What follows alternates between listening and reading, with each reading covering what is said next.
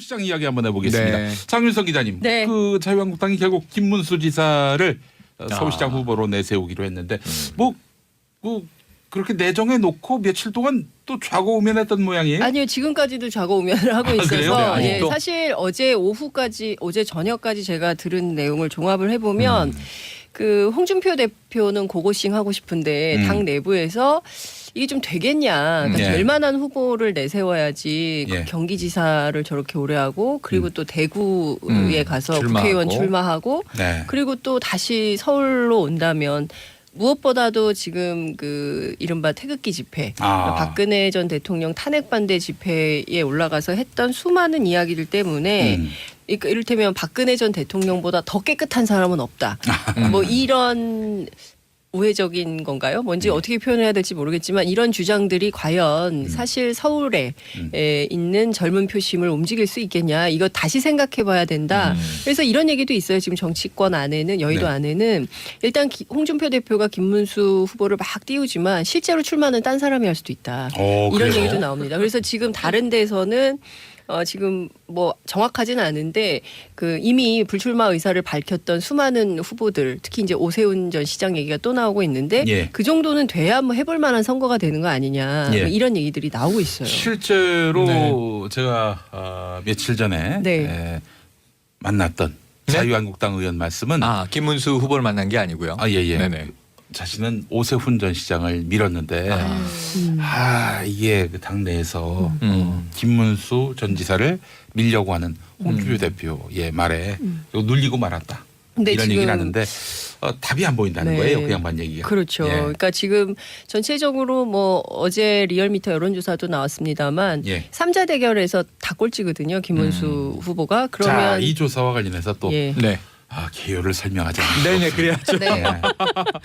지난 5일에서 6일 네. 서울에 거주하는 만 19살 이상의 성인 남녀 1,035명을 대상으로 조사했는데 95% 신뢰 수준의 플러스 마이너스 3.0%포인트. 네. 이런 야. 조사 내용. 네, 이렇게 그죠. 자, 훌륭한 8가지 진행자. 얘기해야 돼요. 예. 네네.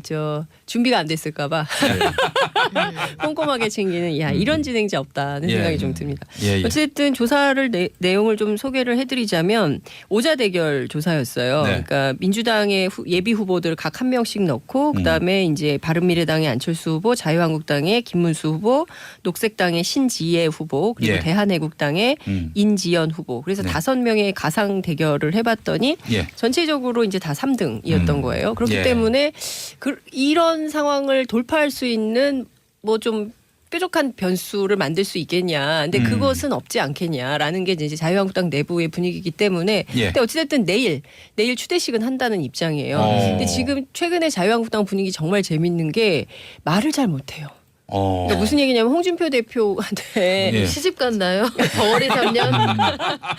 거의 뭐 찍히면 죽는다 이런 분위기 때문인지 말 잘못하면 당원권 정지 그리고 또 뭐 징계 제명 막 이런 게 있기 때문에 아이고, 정말 뭐 말조심. 네. 조금만 뭐 대든다 싶으면 바로 바퀴벌레에 그냥. 뭐 네. 그렇죠. 연탄가스.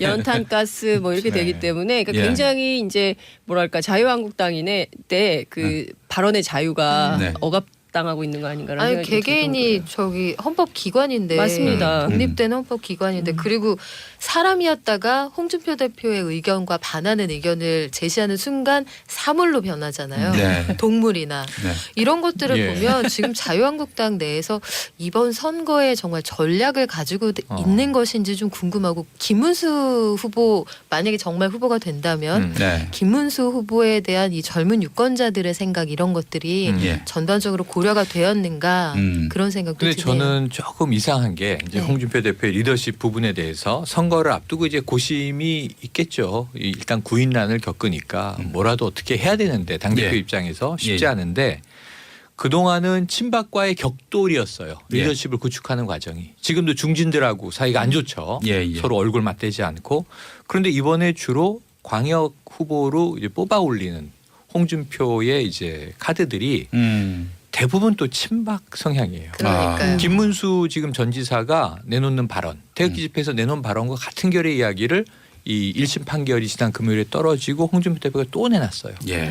공주를 마녀로 만들었다. 네. 전에는 뭐 이 춘향인 줄 알았더니 향단이었더라. 예. 이거하고 또 결이 다른 이야기가 지금 흘러나가고 있는 거예요. 그때 달라요. 네. 예, 그래서 예. 홍준표 네. 대표의 노선과 입장이 뭔지가 그러니까 이 비전이 뚜렷하지 않은 상황에서 예. 결국은 이제 지금 뽑아 올리는 인물들은 급구하는 그래도 좀 인지도 있는 중량급을 뽑아야겠는데 네. 그러니까 올드보이들이 지금 다 걸려 나오는 수밖에 없는 상황이라 지난번에는 안타까움이 있어. 그 대선 앞두고였죠. 그때는 향단이라고 박근혜 네. 전 대통령을 네. 비판했죠. 맞아요. 예. 이번에는 뭐 공주로. 유신 공주를 떠올리게 했죠. 사실은. 근데 예. 그런 뜻은 아니었고, 약간 아니었고. 뭐 네, 순수한 공주, 순수한 공주. 프린세스. 그러니까 이제 디즈니 그 애니메이션에 나오는. 대선 전만 해도 어떤 중도층까지 끌어안으려는 전략이 있었다면은 네. 이번에는 결국에는 그 지지층만. 지지층 결집, 네. 보수 지지층 결집을 보수 몰아내는 지지층이 거죠. 아니에요. 예. 지금 네. 우리나라의 보수가 어찌 10여 프로겠습니까? 예. 저는 대한민국 보수는 50%에 가깝다고 생각을 해요. 그러니까 늘 여론조사하면 공고한 30%가 있었어요. 그러니까 예. 334였거든요. 그러니까 진보 30, 보수 30, 그다음에 이제 그 중도 40. 그래서 이 40을 누가 먹느냐의 게임이었어요. 늘. 예. 그런데 이제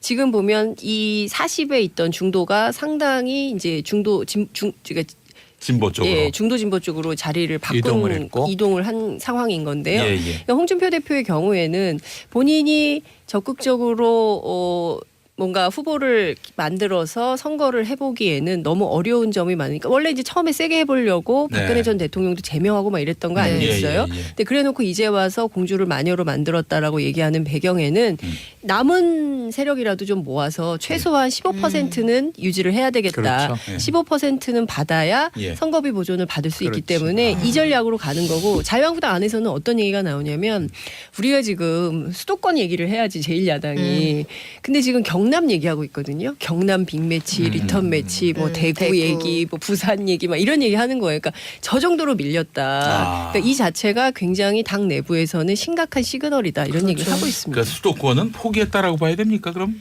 뭐 포기한다고 얘기는 안 하겠죠. 제1야당이기 때문에. 네. 끝까지 한다는 거 아니겠어요? 뭐 김문수 후보도 끝까지 하겠다. 중도 포기는 없다. 이런 얘기 완주 입장을 밝히고 있기 때문에 예, 결과적으로 수도권에서는 2, 3위 싸움이 치열할 것 네. 같다라고 봅니다. 왜냐하면 모든 후보들이 다 2배 이상으로 네. 2등인 안철수 후보를 앞서고 있기 때문에 네. 특별한 변수가 없는 한 이 예. 구도는 계속 간다. 이렇게 볼수 근데 있을 것 조금 같아요. 전에 그 리얼미터 얘기를 하셨으니까 리얼미터 예. 조사 결과를 얘기하면서 네. 한 가지 빠진 게 있습니다. 네네. 그래서 얼마나 찜찜한지 몰라요. 네. 그래서 뭐예요? 제가 중앙선거 관리위원회 홈페이지에서. 여론조사 심의위원회 홈페이지 들어가서 찾아냈습니다. 유선 ARS 조사를 했는데 그게 빠졌네. 30% 조사했는데 네. 요거의 응답률은 3.6%고 네. 무선 ARS 조사는 70%인데 이것의 응답률은 3.5%입니다. 아. 네, 그리고 이 내용은 중앙선거 여론조사 심의위원회 홈페이지 가면은 네. 자세히 아실 수 있다라는 점까지 얘기를 해야 되는데 충분히 이해가 되네요. 응답률이 없어가지고 네네. 이제 충격을 먹었습니다. 어, 이거- 어디 갔지? 예, 이거 저 그 요새 응답률 다 그렇죠. 공개하는 투표율 그렇죠. 4% 이에 그 폭등이 야. 예상되는 김용민의 아니 정치인데 이 정도면은 네. 정말 결벽증과 편집증을 겸비한 아니, 굉장히 철두철미한 꼼꼼한. 진행자예요. 네. 그렇죠. 이런 진행자를 정말. 본 적이 없어요. 박수 대체로 보냅니다. 까먹거든요. 근데 리얼미터를 왜 얘기했냐면 예, 예. 아까 이제 민주당 후보들이 네. 박원순 현 시장, 뭐 박영선 의원, 우상호 의원 이렇게 예. 집어넣으면 다 약간씩 차이는 있지만 대체로 40%예요. 네. 그런데 문제는 이제 이 안철수 후보 20% 그리고 이제 제 3위를 지금 하고 있는 이 여론조사상 자유한국당 뭐 김문수 후보 이제 10% 중후반 왔다 갔다 하거든요. 예, 예. 16% 네. 정도. 예. 그러면은 요거를 2위, 3위를 합치면 1위화 한번 해볼 수 있을까? 예. 보통 이제 우리가 컨벤션 그렇죠. 효과가 나고 조금 단일화 시너지가 난다는 전제하에는 예. 해볼만 하다는 판단이 설 수도 있어서 예. 2, 3위의 연대 전략은 어떻게 나올 것인가도 여론조사 그림만 이렇게 수치로 보면 궁금해집니다. 예. 근데 싸워야 할 상대라고 해놓고 갑자기 친해지면 어색하지 않아요? 근데 그런 경우를 보죠. 종종. 네. 예. 예. 선거판에서는 그런 경우를 그렇죠. 종종 어색하고 보고, 좋을 예. 때가 많죠. 예. 그다음에 네. 이제 끝난 다음에 또 싸우죠. 네. 아 그렇죠, 예. 그렇죠. 그 노무현 대통령이 이제 그 대통령 후보 나왔을 때 말이죠. 네. 뭐 전국을 돌면서 경선을 했었지 않습니까? 그렇죠.